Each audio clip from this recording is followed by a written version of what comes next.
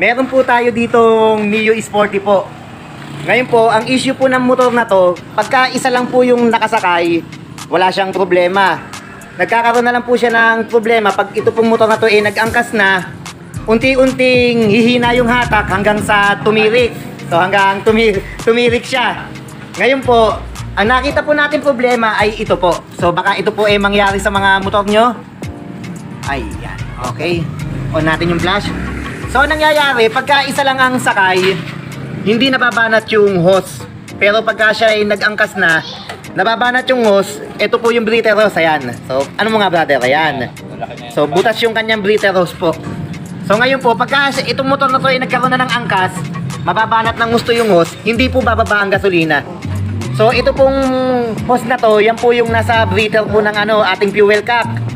Pagka yan po ay hindi naka-vacuum ng hangin, hindi po bababa ang gasolina, kaya nagiging palyado, tumitirik po yung motor. So okay, ngayon pagka tumirik na, syempre bababa sila ng motor, pa-i-startin ng paulit-ulit, aandar naman. Yun nga lang, pagka umandar na, nagkaangkas ulit, titirik na naman. Pero pagka nag-iisa lang po yung nakasakay dito sa motor na to, hindi po siya tumitirik. Yan. So ano lang po, tips lang po sa mga kapatid nating rider, especially sa mga naka-sporty Honda Beat Carb. Kapag ganito po yung issue, pag nag-aangkas kayo, bigla pong tumitirik, i-check nyo po muna itong breather hose po. Ayan. So madalas ganyan po yung problema. Okay po, ayan po.